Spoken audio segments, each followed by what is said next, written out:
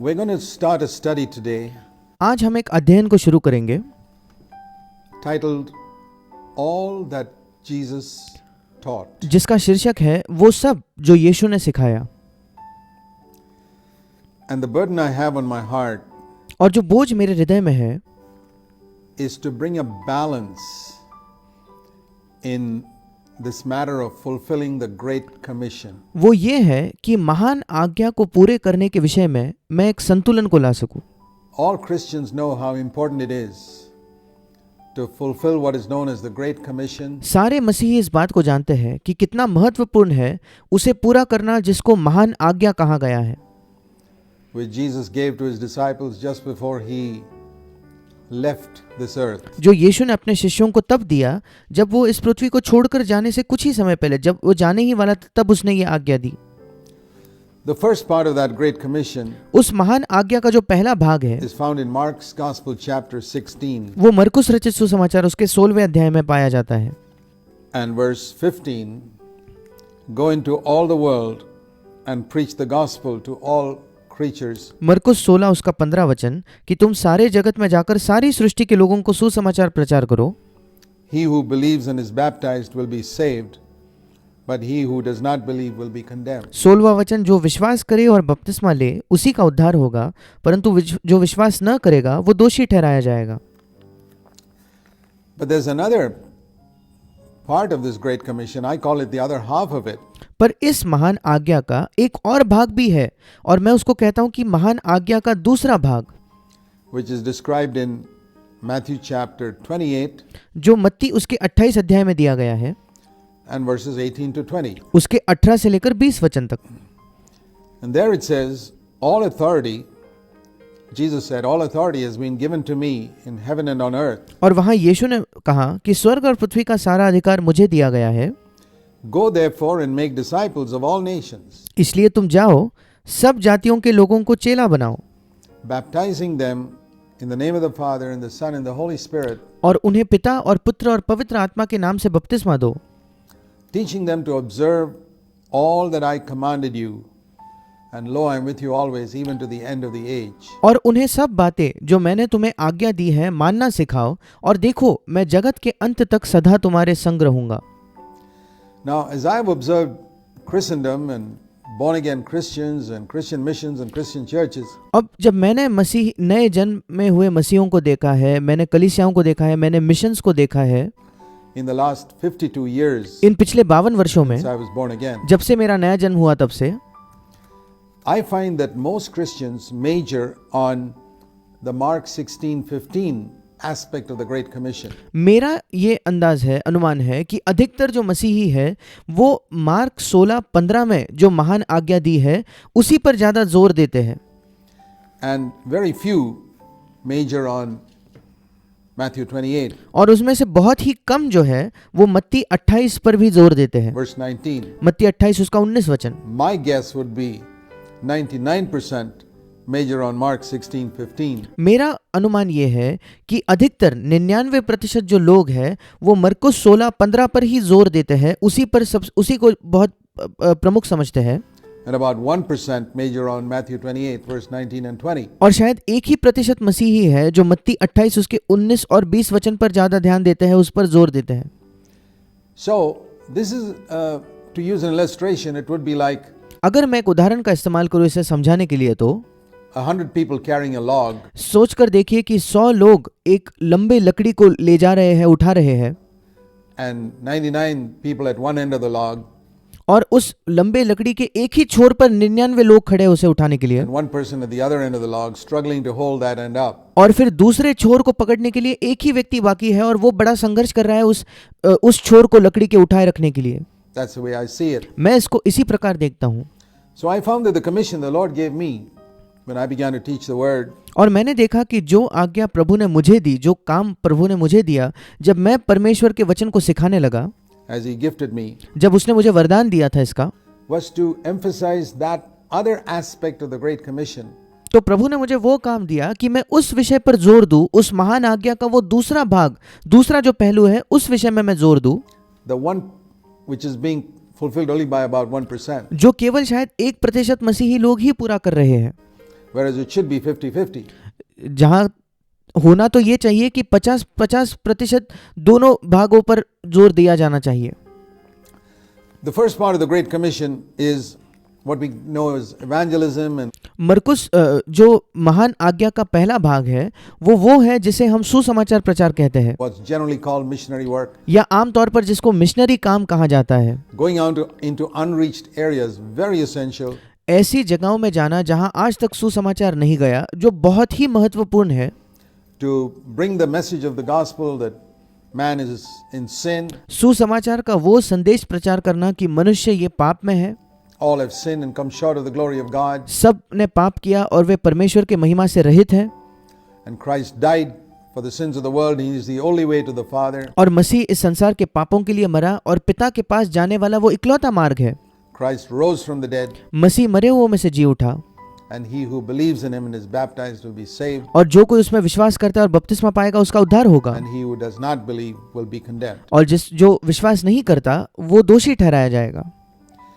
But did the Lord want it to stop there? पर क्या प्रभु की ये चाहत थी कि हम यही रुक जाए, That once a person has believed, कि एक बार एक व्यक्ति विश्वास कर लेता है, accepted the fact that he's a sinner, and जब उसने इस बात का अंगीकार कर लिया है कि वो एक पापी है, received Christ as his Savior, जब उसने मसीह को अपने उद्धारकर्ता के तौर पर स्वीकार कर लिया है, is that all? क्या यह उतना ही पर्याप्त है?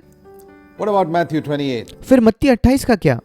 verse 19, 19 वचन, where he said we are to go into all nations and make disciples. जहां वो कहता है कि हमें सब जातियों में जाकर सब लोगों के बीच चेला या शिष्य बनाने हैं।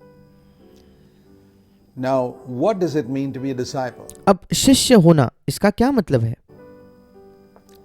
Those early apostles who heard that the first time, वो जो पहले के प्रेरित थे जिन्होंने पहले बार ये शब्द यीशु से सुने, they had no doubt in their mind as to what was meant by disciples, उनके मन में कोई शक नहीं था, कोई संदेह नहीं था कि शिष्य होने का क्या मतलब है, because Jesus had explained it very clearly to them क्योंकि यीशु ने बड़े साफ साफ स्पष्ट कर दिया था, उनको समझाया था कि इसका मतलब क्या है। in Luke's Gospel in chapter 14. लूका इसके 14 अध्याय में, In Luke 14, when Jesus saw a great multitude of people लूका 14 में जब यीशु मसीह ने एक बड़ी भीड़ को देखा, coming along with him, जब उसने देखा कि एक बड़ी भीड़ उसके साथ आ रही we है, read in Luke 14 and verse 25, लूका 14:25 में हम इसको पढ़ते हैं, great multitudes were going along with एक बड़ी भीड़ उसके साथ जा रही थी, Jesus, and he turned and said to them some of the hardest words और उसने मुड़कर उनसे कुछ बहुत ही कठोर शब्दों से उन्हें बताया। that he ever spoke to anyone. शायद ये सबसे कठोर शब्द है जो उसने किसी को कभी कहे होंगे। Now, most preachers and pastors, if they see a great crowd अब अधिकतर प्रचारक और पास्टर जो होते हैं, जब वो एक बड़ी भीड़ को देखते हैं, coming to listen to them, जब वे देखते हैं कि एक बड़ी भीड़ आकर उन्हें सुन रही है, would never dream of speaking words like this. वे ये स्वप्न भी नहीं देखेंगे कि कभी वो ऐसी भीड़ से ऐसे शब्दों का इस्तेमाल करें। And there we see that Jesus was different. और वहां हम देखते हैं कि यीशु बिल्कुल अलग था। He was not interested in the numbers. उसको संख्या में बिल्कुल भी दिलचस्पी नहीं थी। Now there are very few Christian preachers today who are not interested in numbers. अब आज बहुत ही कम मसीही प्रचारक हैं जिनकी संख्या में भी कोई दिलचस्पी नहीं है। And what you see in the subsequent verses till the end of Luke 14 जो अब आने वाले वचनों में देखते हो लूका 14 के अंत तक, is Jesus emphasizing quality. वो ये है कि यीशु मसीह क्वालिटी पर या गुणवत्ता पर जोर दे रहा है। He wanted disciples. वो शिष्य चाहता था, And so he turns around and tells them, और इसी वजह से वो पीछे मुड़कर उनसे कहता है, if any of you come to me यदि आप में से कोई मेरे पास आए and you don't hate your father, mother, wife, children, brothers and sisters, and even your own life, you cannot be my disciple. और अपने पिता और माता और पत्नी और बच्चों और भाइयों और बहनों वरन अपने प्राण को भी अप्रिय न जाने, और इंग्लिश में लिखा है कि आप उससे घृणा न करें, तो वह मेरा चेला, मेरा शिष्य नहीं हो सकता। It's not that you can be a second level of disciple. ऐसा नहीं कि अगर आप उनसे घृणा नहीं करते तो आप एक दूसरे श्रेणी के शिष्य बन सकते हो। Just cannot be a disciple. नहीं, आप मेरे शिष्य हो ही नहीं सकते। So here we see the first condition of discipleship. और यहाँ हम शिष्य होने की जो पहली शर्त है उसे देखते हैं। The Bible says that we got to honor our father and mother. So Bible हमें बताती है कि हमें अपने माता पिता का आदर करना है। what did Jesus mean when he said we got to hate? फिर यीशु मसीह का क्या मतलब था जब उसने कहा कि अपने माता पिता से घृणा करो, या जैसे हिंदी में लिखा है अपने माता पिता को अप्रिय जानो? It's a relative statement. ये एक तुलनात्मक वाक्य है। Jesus used some strong language sometimes, like if your right eye offends you, plug it out. If your right hand offends you, cut it off. कभी कभी यीशु मसीह बहुत ही कठोर भाषा का इस्तेमाल करता था। जैसे वो कहता था कि अगर तुम्हारी दाहिनी आंख तुम्हें पाप करने पे उकसाए तो उसे निकाल दो। अगर तुम्हारा दाहिना हाथ तुम्हें पाप करने पर उकसाता है तो उसे, उसके वजह से तुम ठोकर खा रहे हो तो उसे काट कर फेंक दो। It's easier for a camel to go through the eye of a needle than for a rich man to enter God's kingdom. एक ऊंट को एक सुई की आंख से जाना आसान है, इसके बजाय कि एक धनवान व्यक्ति स्वर्ग के राज्य में प्रवेश करे। If you don't eat my flesh and blood, you don't have eternal life. अगर तुम मेरा लहू और मेरा मांस नहीं खाओगे तो तुम्हें अनंत जीवन नहीं मिलेगा। Many strong words. बहुत ही कठोर शब्द। The words that he spoke was spirit and life. जो शब्द यीशु ने कहे वही आत्मा और वही जीवन थे। So what he meant here was और यहाँ यीशु मसीह का अर्थ ये था that in comparison with our love for him, कि हमारा जो यीशु के लिए प्रेम है उसकी तुलना में our love for our earthly relatives and brothers and sisters should be darkness compared to light. हमारा जो पृथ्वी के जो हमारे रिश्तेदार है, हमारे जो नजदीकी है, उनके लिए जो हमारा प्रेम है वो अंधकार के समान होना चाहिए जब हम उसकी तुलना ज्योति से करते हैं। तो To use an illustration, अगर मैं एक उदाहरण का इस्तेमाल करूं, if your love for your parents, wife, children, brothers, sisters is like the light of the stars, अगर आपके माता पिता, पत्नी, बच्चे, आपके भाई बहन, रिश्तेदार, उनके लिए जो आपका प्रेम है अगर वो तारों के ज्योति समान है तो your love for Christ must be like the light of the sun. तो मसीह के लिए जो आपका प्रेम है वो सूर्य के ज्योति के समान होना चाहिए। And when the sun comes up, जब सूर्य उगता है the stars, as it were, become dark. तो सारे तारे मानो अंधकार में हो जाते They're हैं। there, वो तारे अब भी हैं but it's dark. पर उनकी ज्योति मानो गायब हो जाती है, अंधकार से अंधकार भरी हो जाती है। So that's what it means here. वहाँ यहाँ वही मतलब है। To hate means your love for your father and mother are almost invisible. अप्रिय जानना या घृणा करना मतलब आपके माता या पिता के लिए आपका जो प्रेम है मानो वो अदृश्य हो जाता है। You love them, आप उनसे प्रेम तो करते हो, but in the light of your love for Christ, पर जब आप उसकी तुलना मसीह के लिए आपके प्रेम से करते हो तब which is like the bright shining sun, मसीह के लिए आपका प्रेम उस तेजों में जलने वाले सूर्य के समान है, that is almost like darkness. फिर उसकी तुलना में आपके माता पिता के लिए आपका प्रेम जो है मानो अंधकार के समय समान है।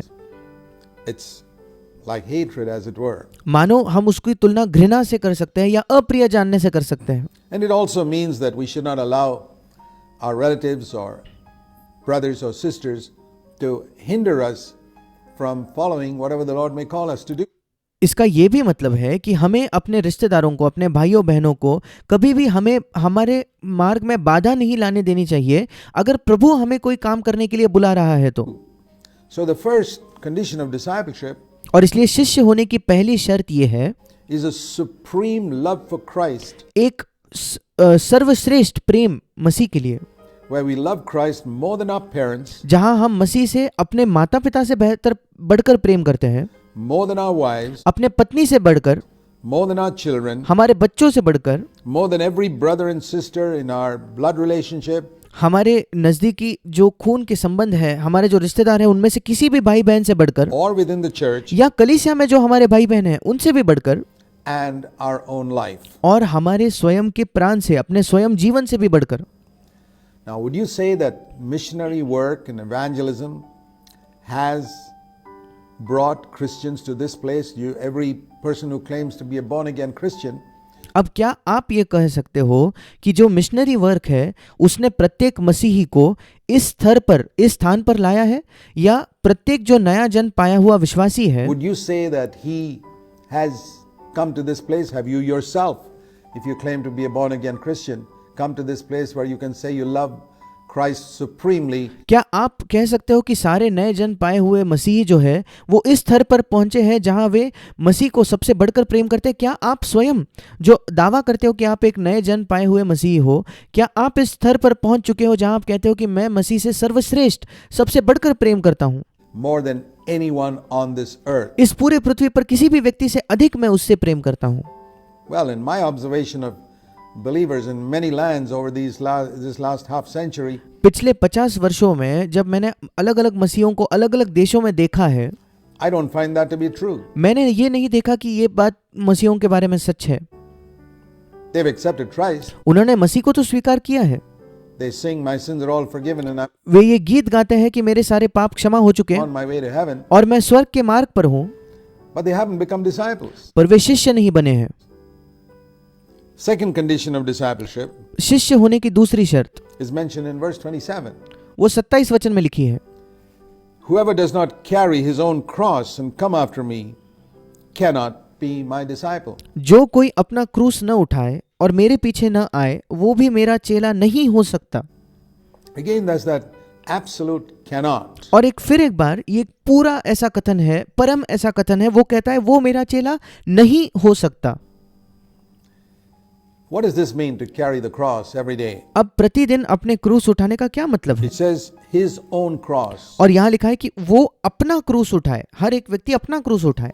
I don't have to carry the cross of Jesus Christ. I don't have to carry anybody else's cross. मुझे यीशु मसीह का क्रूस उठाने की जरूरत नहीं, मुझे किसी और व्यक्ति के क्रूस उठाने की जरूरत नहीं, I have to carry my own cross. मुझे अपना खुद का क्रूस उठाना है।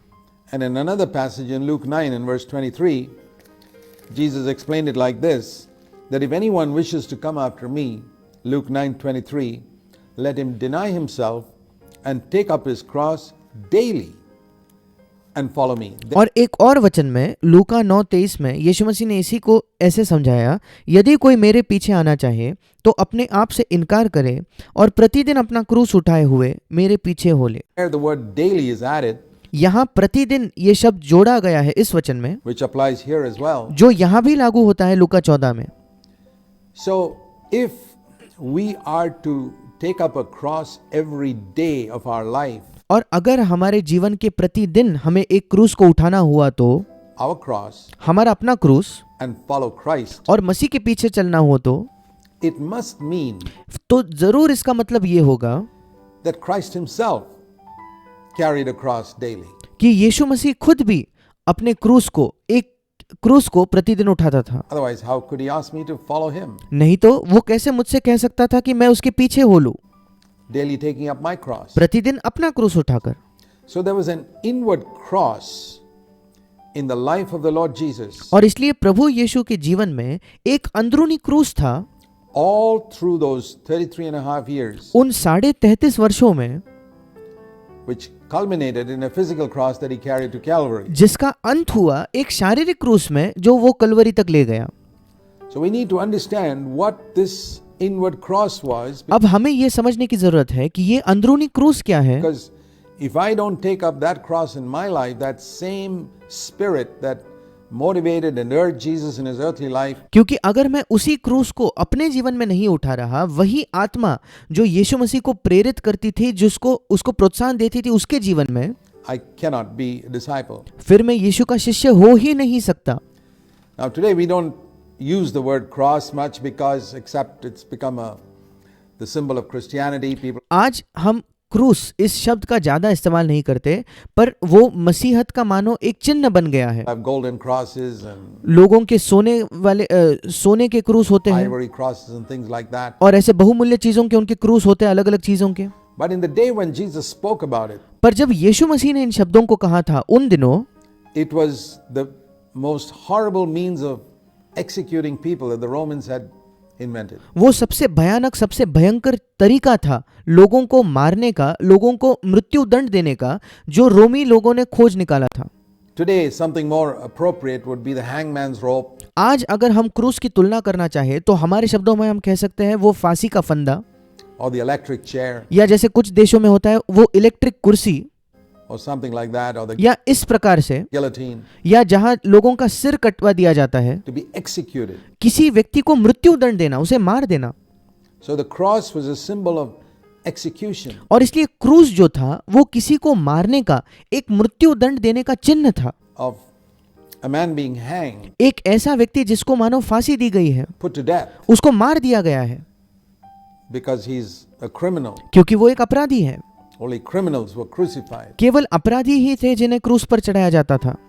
So here Jesus was speaking about something in us that had to be put to death. और इसलिए यहाँ यीशु मसीह एक ऐसे विषय के बारे में बात कर रहा है, एक ऐसी चीज की बात कर रहा है जो हमारे अंदर है, जिसको मार देने की जरूरत है, जिसको मृत्यु दंड देने की जरूरत है। Every day, प्रतिदिन if we are to follow him. अगर हमें यीशु का पीछा करना है तो What is that? वो क्या है? And as we see in other places, Jesus spoke about our self-life. If और जब हम दूसरी जगहों में देखते हैं, जैसे हमने देखा कि वो हमारे स्वयं के जीवन के विषय में बताता है। anyone loves his own life, his self-life, अगर कोई अपने प्राण से, अपने जीवन से, अपने स्वयं के जीवन से प्रेम करता है, उसे प्रिय जानता है, तो he will lose it. वो उसे खो देगा। So this is the cross that we have to take, where our self is crucified every day. और ये वो क्रूस है जो हमें उठाना है, जहां हमारा स्वयं जो है वो प्रतिदिन क्रूस पर चढ़ाया जाता है। Or in other words, या दूसरे शब्दों में, I say like in the words of Jesus in मैं यीशु के शब्दों में मानो कह रहा हूं, the Garden of Gethsemane, जो यीशु ने गत्सेमनी के बाग में कहे थे, बगीचे में कहे थे, not my will, but thine. मेरी इच्छा नहीं प्रभु, पर तेरी इच्छा पूरी हो। The strength of myself is found in my will. मेरे स्वयं की जो सामर्थ है वो मेरे अपने इच्छा में पाई जाती है। I want to do my will. I मैं अपनी इच्छा पूरी करना चाहता हूँ, want to do what pleases me. मैं उसी को करना चाहता हूँ जो मुझे प्रसन्न करता है। This is the root of all sin. ये सारे पाप की जड़ है। And if that is not put to death, और अगर उसको हम मारेंगे नहीं, उसको मृत्युदंड नहीं देंगे, तो I'm not taking up the cross. फिर मैं अपने क्रूस को नहीं उठा रहा। And we saw that that's got something that's to be done every single day. और हमने देखा कि ये ऐसा कुछ है जो प्रतिदिन हमें करना है। It's only then that I can be a disciple. केवल तब ही मैं एक शिष्य बन सकता हूँ। In other words, every single day, I don't have to necessarily say those words, दूसरे शब्दों में, प्रतिदिन ये नहीं कि मुझे अपने मुंह से इन शब्दों को कहना है, but I must have that attitude where I'm not going to do my will this day. पर मेरा ये मनोभाव होना चाहिए, मेरा ये रवैया, ये दृष्टिकोण होना चाहिए कि आज इस दिन मैं अपनी स्वयं की इच्छा को नहीं करने वाला, In any area, किसी भी क्षेत्र में, but I'm going to do the will of God. पर मैं परमेश्वर की इच्छा पूरी करने वाला हूँ। You know, it's one of the things that Jesus taught us to pray. और ये एक ऐसी चीज है जो यीशु ने हमें प्रार्थना करने भी सिखाया।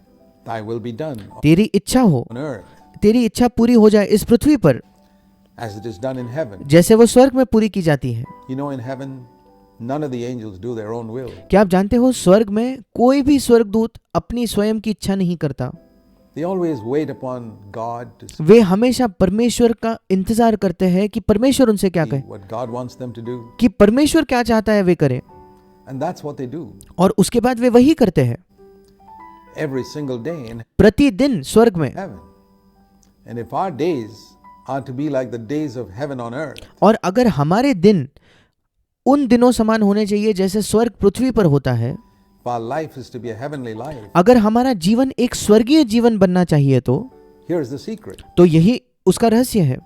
Thy will be done on earth तेरी इच्छा इस पृथ्वी पर पूरी हो as it is done in heaven. जैसे वो स्वर्ग में पूरी की जाती है। In other words, my attitude to the Lord is, Lord, I never want to do my own will. दूसरे शब्दों में, प्रभु के प्रति मेरा रवैया ये होता है कि प्रभु, मैं कभी अपनी इच्छा नहीं पूरी करना चाहता। Anything, I don't want to marry whom I like. I don't किसी भी चीज में मैं उस व्यक्ति से विवाह नहीं करना चाहता जिससे मैं विवाह करना चाहता हूँ। want to take the job I like. I don't want मैं उस नौकरी को नहीं लेना चाहता जो मुझे पसंद to है। live where I like. मैं वहां नहीं रहना चाहता जो जहां मुझे पसंद है। I want to know what your will is in मैं जानना चाहता हूँ प्रभु, तेरी इच्छा क्या है every single area. प्रत्येक क्षेत्र में। When somebody treats me badly, I want to react in the way you want me to react and not the way my flesh, my self-life wants to react. जब कोई मुझसे बहुत गलत व्यवहार करता है तो मैं उससे वैसा ही व्यवहार करना चाहता हूँ जैसे तू चाहता है मैं उससे व्यवहार करूँ, जैसे तू चाहता है मैं उसे प्रतिक्रिया दूँ, ना कि वैसे जैसे मेरा शरीर, मेरी स्वयं की इच्छा चाहती है कि मैं उसे प्रतिक्रिया दूँ। This is the meaning of taking up the cross. अपना क्रूस उठाने का यही मतलब है।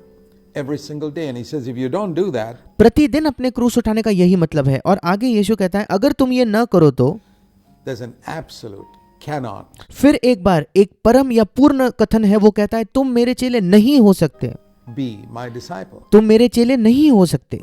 So when Jesus said, as we were looking at the Great Commission, और इसलिए जब यीशु ने कहा, जब हम महान आज्ञा को देख रहे थे, the other half of the Great Commission in महान आज्ञा का जो दूसरा भाग है Matthew 28, मत्ती 28 में जो पाया जाता है, जो आधा भाग है महान आज्ञा का, do you find that the believers you have met are walking in this way? क्या आप पाते हो कि जिन मसीहों को आप मिले हो वो इस मार्ग में चल रहे हैं, Of taking up the cross अपने क्रूस को उठाने के मार्ग में, every single day, dying to themselves every single day? प्रतिदिन अपने आप के प्रति मरने के मार्ग में वे चल रहे हैं? Are you doing that yourself? क्या आप खुद उसे कर रहे हो?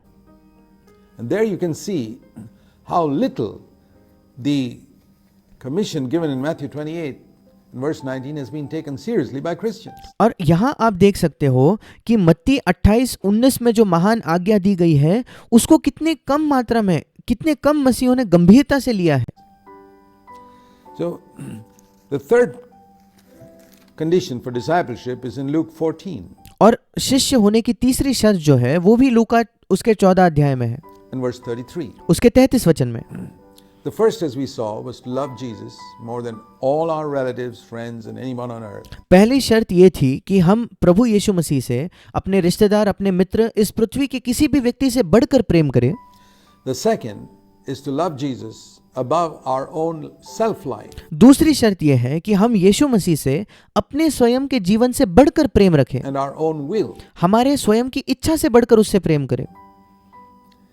And the third is to love Jesus above all material things. और तीसरी शर्त यह है कि हम यीशु मसीह से सारी जो भौतिक चीजें हैं, सारी जो भौतिक वस्तुएं हैं, उससे बढ़कर प्रेम करें। Luke 14 and verse 33, लूका 14 उसका 33 वचन, where Jesus says, none of you, it's an absolute statement, no one of you can be और फिर एक बार यीशु कहता है इसी रीति से तुम में से कोई भी, फिर एक बार वो एक पूर्ण वाक्य का इस्तेमाल करता है कि तुम में से जो कोई, my disciple जो कोई मेरा शिष्य होना चाहे, या वो कहता है तुम में से कोई भी मेरा चेला तब तक नहीं हो सकता। Luke 14:33, लूका 14 उसका 33 वचन, who does not give up or forsake all his own possessions. जो कोई अपना सब कुछ त्याग न दे। इंग्लिश में लिखा है जो कोई अपनी सारी संपत्ति या जो उसकी भौतिक चीजें हैं उसे त्याग न दे। Now what does this mean in practical terms? अब व्यवहारिक तौर पर इसका क्या मतलब होता है, We need to understand it. हमें इसे समझने की जरूरत है। Does it mean we have to become hermits and sannyasis and go off into the jungles and live there? क्या इसका यह मतलब है कि हमें साधु या सन्यासी बनकर जंगल में जाकर जीना है, Forsaking everything. सारी चीजों को त्याग कर हमें वहां चले जाना है? Possessions refer to those things that possess us. हमारी संपत्ति या हमारी भौतिक वस्तुएं वो है जिनका हम पर कब्जा हो चुका है, या ऐसी वस्तुएं जो हम पर अधिकार जमा रही है। My possession is what possesses me. वो वस्तु मेरी हो जाती है जो मुझ पर एक अधिकार जमाने लगी है, जिस चीज का मुझ पर कब्जा हो चुका है। If my house is my possession, अगर मेरा घर एक ऐसी चीज है जिसने मुझ पर कब्जा कर लिया है, I cling to it फिर मैं उसे पकड़े रहता हूं, उसे जकड़े रहता हूं, because it's mine. क्योंकि वो मेरा है And I possess it and it possesses me. और वो घर मेरा हो चुका है, मतलब मेरा उस पर हक है और वो घर मुझ पर हक जमाता है या मुझ पर कब्जा कर लेता है। Could be a expensive car शायद वो एक महंगी गाड़ी हो सकती है, महंगी कार हो सकती है you've got, जो आपकी है, or very valuable stocks and shares. या बहुत ही बहुमूल्य आपके स्टॉक्स हो सकते हैं, शेयर्स हो सकते हैं। You possess them आप उन्हें पकड़े रहते हो, जकड़े रहते हो, and they possess you. और इसलिए वे जो आपके संपत्ति है वो आपको जकड़ने लगती है, Because your mind is so much on those things. क्योंकि आपका मन इस कदर उन्हीं बातों पर लगा हुआ होता है। Your mind is not on the worthless things that you have in your home, but आपका जो मन है आपके घर में जो व्यर्थ की बातें हैं जिनका ज्यादा मूल्य नहीं है, उन पर नहीं लगा होता, these very precious possessions. पर ये जो बहुमूल्य आपकी वस्तुएं हैं, संपत्ति है, जिन पर आपका दिल है, आपका मन है। So what does it mean when it says that we have to give up our possessions फिर इसका क्या मतलब है कि हमें सब कुछ त्यागना है, अपनी भौतिक वस्तुओं को हमें त्यागना है if we are to be his disciple? अगर हम उसके शिष्य होना चाहते हैं तो? Do I have to sell everything that I have? क्या जो कुछ मेरा है मुझे वो बेचना होगा? There was one particular young man who came to Jesus, we read in Mark 10, whom Jesus did tell him to sell all that he had. एक विशेष युवक था जो एक समय यीशु के पास आया, जिसके विषय में हम मरकुस उसके 10वें अध्याय में पढ़ते हैं, जहां यीशु ने उससे ये भी कहा कि तुझे वो सब कुछ बेचना होगा जो तेरा है. But Jesus never gave that command to everyone. Zacchaeus, for example, said to Jesus in Luke 19 that he would give away half his goods to the poor. पर यीशु ने यह आज्ञा प्रत्येक व्यक्ति को नहीं दी. उदाहरण के तौर पर जो जक्कई था, लूका 19 में हम पढ़ते हैं कि वो यीशु से कहता है कि प्रभु मैं अपनी आधी संपत्ति कंगालों को देता हूँ And repay those whom he had cheated. और जिनको उसने धोखा देकर जिनका पैसा छीना था, वो जक्कई ने कहा कि मैं उसे लौटा दूंगा. And Jesus said, that's fine. और यीशु ने कहा ये ठीक है. He said, salvation has come to this house. उसने कहा उद्धार इस घर में आ चुका है. He didn't demand of Zacchaeus that he should give up everything like the rich young ruler. उसने जक्कई से ये मांग नहीं की कि तू सब कुछ छोड़ दे, सब कुछ त्याग दे, जैसे उसने उस धनी युवक से कही थी.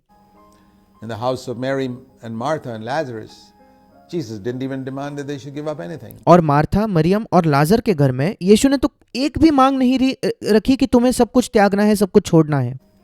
So he didn't tell everyone that they should sell everything. और उसने प्रत्येक व्यक्ति को ये नहीं बताया कि तुम्हें सब कुछ बेचना है. It's like cancer, in some cases a cancer is so widespread that a doctor says the only way you can be cured is by removing the entire organ. ये बिल्कुल कैंसर के समान है. कभी कभी किसी व्यक्ति के शरीर में कैंसर इतना फैल जाता है या इतनी मात्रा में फैलता है कि कभी कभी डॉक्टर एक व्यक्ति को कहता है कि तुम्हें अपने शरीर का ये जो हिस्सा है, ये जो अवयव है, इसको पूरी तरीके से हमें निकालना होगा, काटना होगा. It could be some internal organ that's cancerous and the doctor says there's no other way. और कभी कभी ये कोई अंदरूनी अवयव हो सकता है जिसके विषय में डॉक्टर कहता है कि नहीं, वो कैंसर इतना फैल चुका है कि हमें उस अंदरूनी पूरे अवयव को काटना ही होगा, हमारे पास दूसरा कोई मार्ग नहीं है. You got to remove the whole organ, otherwise you'll die. आपको पूरा अवयव निकाल देना होगा, नहीं निकालोगे तो तुम मर जाओगे. But in some cases the cancer is not spread so much पर कुछ मामलों में वो कैंसर इतना फैला नहीं होता and they need to cut out just a little bit. और फिर उनको थोड़ा सा ही उस कैंसर को काटना पड़ता है. So the love of money is like a cancer. और पैसे का प्रेम ये बिल्कुल कैंसर के समान है. In the case of that rich young ruler, it had spread so much. उस धनी युवक के मामले में उसके पैसे का प्रेम का कैंसर इतना बढ़ चुका था that the Lord had to tell him, you got to sell all that you have. कि प्रभु को उसे कहना पड़ा कि तुम्हें वो सब कुछ बेचना होगा जो तुम्हारा है Give it to the poor. और गरीबों को दे दो. But in the case of others, in Zacchaeus, it was less. पर दूसरों के मामलों में या जब जक्कई की बात आई तो वो कम फैला था. And in case of Mary and Martha, it was much less. So और मरियम और मार्था के बारे में तो बहुत ही कम था. he didn't give that same command to everyone. It depends on how much the love of money has gripped you, how widespread that cancer is in your life. और उसने वही आज्ञा प्रत्येक व्यक्ति को नहीं दी. ये निर्भर होता है कि वो पैसे के प्रेम का कैंसर कितना आपके जीवन में फैला है या पैसे के प्रेम ने आपको किस मात्रा में जकड़ रखा है. That determines how much the Lord will tell you to actually give up and sell your possessions. और उसी मात्रा में ये निश्चित होगा कि प्रभु आपको कहेगा कि आप अपने संपत्ति का कुछ हिस्सा बेचो या कितना हिस्सा बेचकर कंगालों को दो. But this attitude of forsaking what we have पर ये जो रवैया है कि जो कुछ हमारा है उसे हम त्याग देते हैं is understood perhaps best by thinking of the story of Abraham and Isaac. शायद हम इसको सबसे बेहतर तरीके से समझ सकते हैं जब हम अब्राहम और इसहाक की उस कहानी के विषय में सोचते हैं. Abraham possessed Isaac as his own. Abraham ने इसहाक को इस प्रकार जकड़े रखा था मानो वो उसका खुद का हो.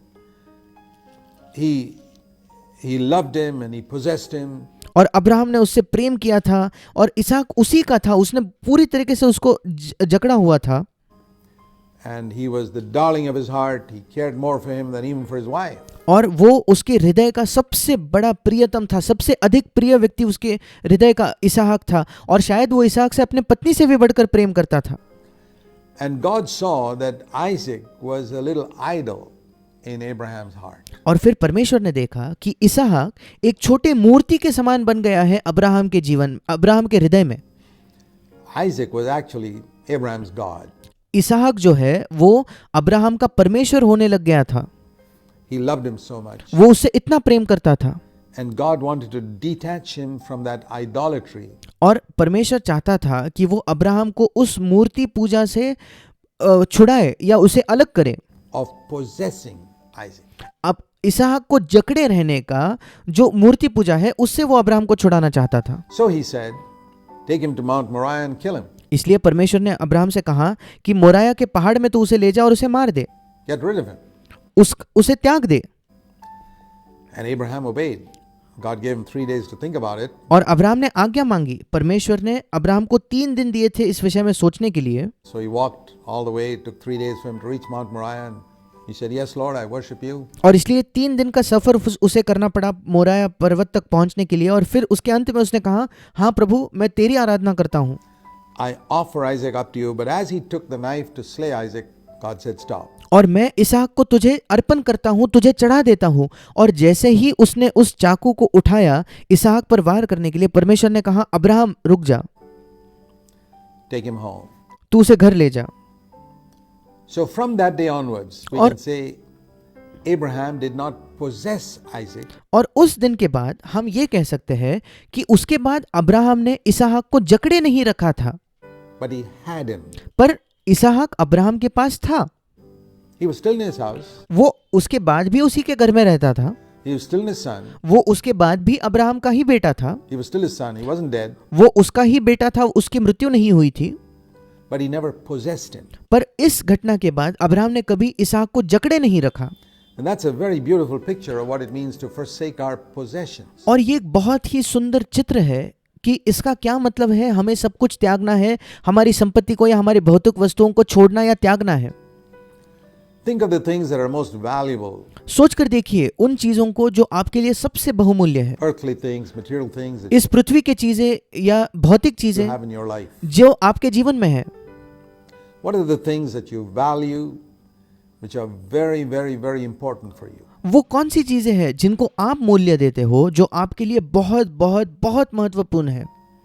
Perhaps you should make a list of them. शायद आपको ऐसी चीजों की सूची बनानी चाहिए। Those are your possessions. ये है आपकी वाकई में असली संपत्ति। You've got to be very honest. If आपको बहुत ईमानदार होना होगा। you want to really be a disciple, अगर आप सचमुच एक शिष्य बनना चाहते हो तो you got to be honest about what your possessions really are. आपको वाकई ईमानदार होना पड़ेगा कि आपके जो पोजेशंस है, आपकी संपत्ति क्या है।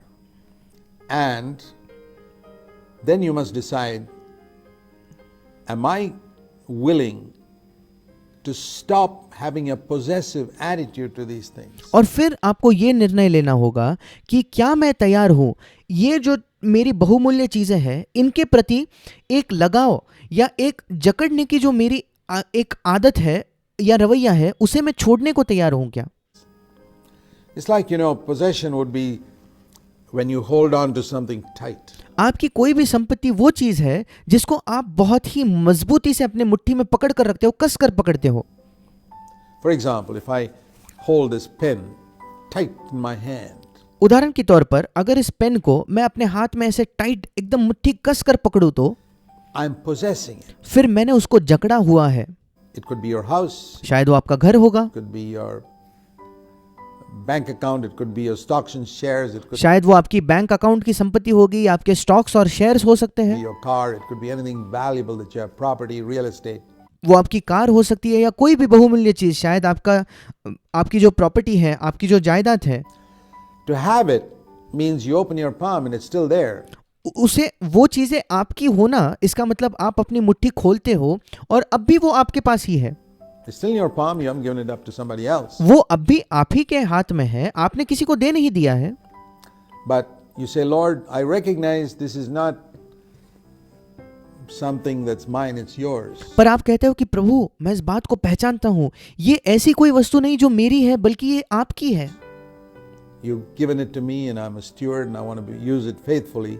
प्रभु आपने ये वस्तु मुझे दी है, मैं इस चीज का भंडारी हूँ और मैं बड़े विश्वास योग्यता से इसका इस्तेमाल करना चाहता हूँ, but I'm not going to be possessive about it. पर मैं उसके विषय में बहुत ही लगाव रख के उसे जकड़े नहीं रहने वाला, It doesn't possess me. और इसलिए वो चीज मुझे नहीं जकड़ती या वो चीज मुझ पर कब्जा नहीं करती, I have it. वो केवल मेरी है। Thank you for allowing me to have it. प्रभु आपका धन्यवाद कि आपने ये चीज मेरी होने दी। So this is the difference between possessing and having, and it says here, और यही अंतर है किसी चीज का आपके पास होना और किसी चीज को आपने कसकर या जकड़कर पकड़े होना। that I must forsake all my possessions. और यहाँ लिखा है कि मुझे ऐसे सब कुछ त्याग देना है। I can still have many things that the Lord gives back to me, उसके बावजूद भी मैं काफी चीजें मेरी हो सकती है जो प्रभु मुझे वापस लौटाता है, and I can use them, और मैं उनका इस्तेमाल भी कर सकता हूँ, but I no longer possess them. So पर फिर मैं अब उसको जकड़े हुए नहीं हूँ, कसकर पकड़े हुए नहीं the हूँ। third condition of discipleship is और शिष्य होने की तीसरी शर्त यह है that I love Jesus more than all earthly things. कि मैं प्रभु यीशु से सारी पृथ्वी की चीजों से, सारी सांसारिक चीजों से बढ़कर प्रेम करता हूँ। So here we have the three conditions of discipleship और यहाँ हमारे पास शिष्य होने की तीन शर्तें हैं in Luke 14. लूका उसके 14 अध्याय में। First, to love Christ more than anyone and any human being on this earth. सबसे पहले कि हम मसीह से, किसी भी व्यक्ति से, इस पृथ्वी के किसी भी व्यक्ति से बढ़कर प्रेम करें।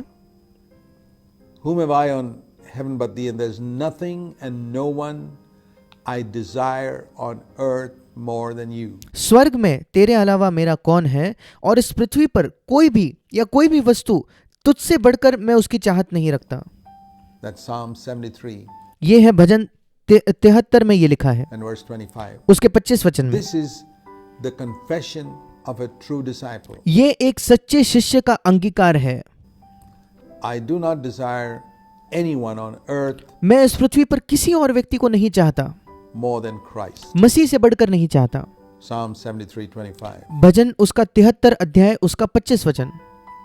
The second condition of discipleship is I want to love Christ more than my own will and my शिष्य होने की दूसरी शर्त का मतलब है मैं मसीह से मेरे स्वयं की इच्छा से बढ़कर प्रेम करना चाहता हूँ, own choice. मेरे अपने चुनावों से बढ़कर प्रेम करना चाहता हूँ।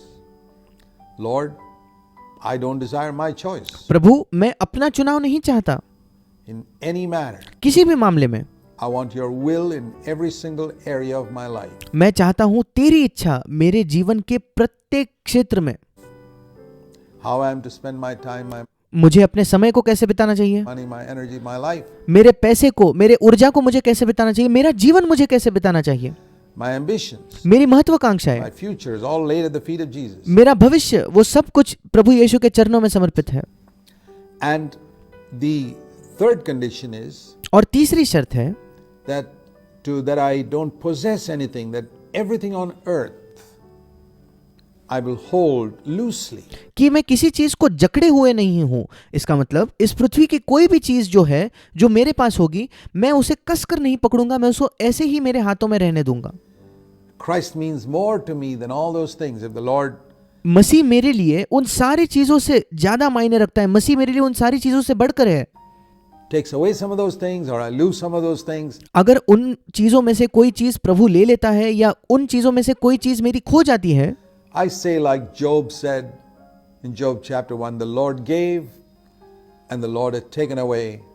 Blessed be the name of the Lord. फिर मैं अय्यूब की तरह कहूंगा जो अय्यूब ने पहले अध्याय में कहा, प्रभु ने दिया और प्रभु ही ने ले लिया, प्रभु का नाम धन्य हो। That is the attitude of a true disciple. एक सच्चे शिष्य का ये रवैया होता है। Now, if a person does not fulfill these three conditions of discipleship, अब अगर एक व्यक्ति शिष्य होने की इन तीन शर्तों को पूरा नहीं करता तो according to Luke 14, he is not a disciple. लूका 14 अध्याय के अनुसार वो एक शिष्य नहीं है।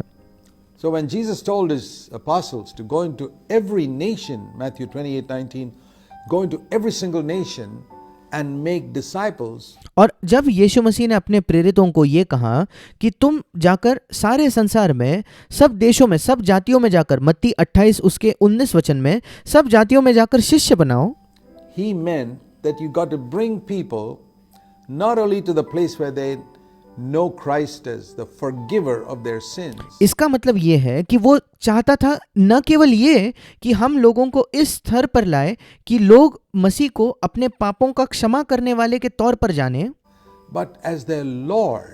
पर उससे भी बढ़कर लोग मसीह को अपने प्रभु के तौर पर जाने। That means we love him more than anyone on earth, more इसका मतलब हम उससे, इस पृथ्वी से किसी भी व्यक्ति से बढ़कर प्रेम करते हैं, than our own life, हमारे अपने जीवन से बढ़कर प्रेम करते हैं, more than our own will, हमारे अपनी इच्छा से बढ़कर प्रेम करते हैं, and more than all the things we possess on earth. और उन सारी चीजों से बढ़कर प्रेम करते हैं जो इस पृथ्वी पर हमारी है। He means more to us than all of that. इन सारी चीजों से मसीह हमारे लिए बढ़कर है, सर्वश्रेष्ठ है। Now, would you say that Christian missionaries and evangelists who preach the gospel have fulfilled that second half of the Great Commission? अब क्या आप ये कह सकते हो कि मसीही जो मिशनरी है या मसीही सुसमाचार प्रचार करने वाले हैं, इन्होंने उस महान आज्ञा के उस दूसरे भाग को पूरा किया है? I would say no. मैं कहूंगा नहीं। Do you see why I use that illustration of 99% fulfilling just Mark 16:15 and 1% fulfilling Matthew 28:19 and 20? क्या आप अब समझ पा रहे हो क्यों मैंने उस उदाहरण का इस्तेमाल किया कि 99% लोग मरकुस 16:15 के भाग को पूरा कर रहे हैं, पर शायद 1% लोग भी मत्ती 28:19 के वचन को पूरा नहीं कर रहे। 99 people holding one end of the log and one person holding up the other end of the log. उस लंबे भारी लकड़ी के एक छोर को 99 लोग खड़े होकर पकड़ रहे हैं, पर उसके दूसरे छोर को केवल एक ही व्यक्ति पकड़ रहा है। That's why I found that the Lord called me to go and help the people of the one person who's holding up the one end of the log. इसीलिए मैंने पाया कि प्रभु ने मुझे बुलाया कि तुम जाकर उस एक व्यक्ति की सहायता करो जो उस दूसरे छोर को अकेला पकड़े हुए है। I believe that's a great need today. और मेरा यह विश्वास है कि आज के दिनों ये बहुत बड़ी जरूरत है। And this is also the reason why Christianity has got such a bad testimony in और ये भी कारण है कि क्यों मसीहत की इतनी बुरी गवाही है so many nations. And कई देशों में। all of us know how born again Christians have brought such disgrace to the name of the Lord. और हम सब जानते हैं कैसे नए जन पाए हुए मसीहों ने प्रभु के नाम को ऐसा अनादर लाया है।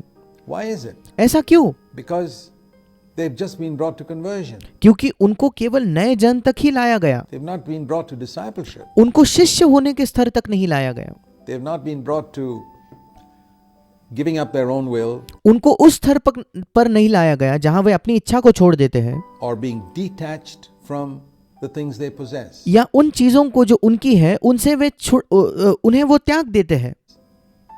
And therefore, the end result is, और इसी वजह से इस सारी चीजों का परिणाम ये होता है, like Jesus said in Luke 14, जैसे यीशु ने लूका 14 में कहा, they are like people who have laid a foundation. वे उन लोगों के समान हैं जिन्होंने नींव तो रखी। Luke 14, in the middle of this whole section on discipleship, लूका 14 उसके जब वो शिष्य होने के विषय में बता रहा था, उस शास्त्र भाग के बिल्कुल बीच में यीशु कहता है, Jesus speaks about a man who wants to build a tower. That's यीशु एक ऐसे व्यक्ति के बारे में कहता है जो एक गढ़ बनाना चाहता है। a picture of the entire Christian life. और ये जो गढ़ या ये जो टावर है, ये हमारे संपूर्ण मसीही जीवन का चित्र है। And by the time he finishes the foundation, और जब वो उस नींव को डालकर तैयार कर लेता है, उसे खत्म कर देता है, it says he doesn't have enough to complete it. फिर वो देखता है कि उसके पास उसे पूरा करने के लिए पैसा नहीं बचा। And the meaning is, if you और उसका मतलब ये है, see it in the context of these three conditions of discipleship, अगर आप इसको उन 3 शिष्य होने की शर्तों के संदर्भ में इसको पढ़ो तो he's not willing to complete the tower by paying the price. Maybe he has the money, but he says, no, I don't want to complete it. वो उस गढ़ को कीमत चुकाकर पूरा करने की उसकी तैयारी नहीं है। शायद उसके पास पैसा है, पर वो कहता है कि नहीं, मैं इस पैसे को खर्च करके इसे पूरा नहीं करना चाहता। So, the foundation is our sins being forgiven. और इसलिए वो जो नींव है, वो नींव ये है कि हमारे पाप क्षमा किए जाते हैं। And I've received the Holy Spirit. और मैंने पवित्र आत्मा को पा लिया, I'm a child of God. मैं परमेश्वर की संतान हूँ। Is that all there is to the Christian life? क्या मसीही जीवन में केवल इतना ही है? It has to be a tower, नहीं, वो एक गढ़ होना चाहिए, according to what Jesus said. जो यीशु ने कहा उसके अनुसार। And such a person who does not complete the tower is the object of ridicule, it says in verse 29. And और 29 वचन में लिखा है, एक ऐसा व्यक्ति जो उस गढ़ को पूरा न करे शुरू करने के बाद, वो ठट्ठा उसकी लोग ठट्ठा उड़ाने लगते हैं। the angels in heaven are amazed at Christians who just lay a foundation in their Christian life. और स्वर्ग के जो स्वर्गदूत है वे भी बिल्कुल आश्चर्यचकित हो जाते हैं उन मसीहों को देखकर जिन्होंने केवल अपने मसीही जीवन में नींव ही रखी है बस। And imagine that that is Christianity. और वो लोग कल्पना करते हैं नींव रखिए कि बस इतना ही मसीहत है, मसीहत बस इसे ही कहते हैं। So that's why it's very important for us to emphasize and understand what it says here in Matthew 28 and verse 19. इसीलिए ये बहुत महत्वपूर्ण है कि हम इस बात को समझे और हम इस बात पर जोर दे जो मत्ती 28-19 वचन में लिखा है That we must go into every nation कि हमें सब जातियों के लोगों के बीच जाकर, इंग्लिश में लिखा है सब देशों में जाकर, and make disciples. हमें शिष्य बनाना है। Whichever nation you are in today, जिस किसी देश में आज आप हो, if you are preaching, अगर आप प्रचार कर रहे हो तो you should be making disciples. आपको शिष्य बनाना है। I want to say one more thing before I conclude, and that is, मैं अंत करने से पहले एक और चीज कहना चाहूंगा।